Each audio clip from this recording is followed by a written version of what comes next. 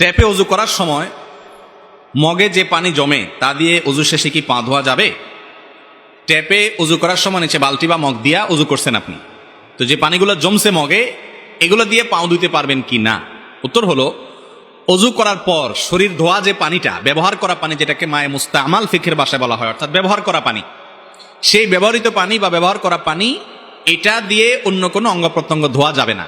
এটা এমনি ঢেলে দিবেন, কমট পরিষ্কার করবেন, গাছের গোড়ায় দিবেন, অন্য কাজ করতে পারেন, কিন্তু এটা দিয়ে আপনি পাও ধোবেন না, কারণ এই পানি একবার ব্যবহার হয়ে গেছে। ব্যবহার করা পানি দিয়ে আবার অজু করার সুযোগ নাই বা কোনো অঙ্গ প্রত্যঙ্গ পবিত্র করার সুযোগ নাই। কথা কি বুঝাতে পারছি? আর যদি এমন হয় যে ওখানে ব্যবহৃত পানির চাইতে অব্যবহৃত পানি বেশি, আমরা তো আজকাল টেপ এমন ভাবে ব্যবহার করি যে কত লিটার পানি যে চলে যায় আমাদের কোনো হিসাব নাই, অথচ এটা উচিত না। বুঝতে পারছেন?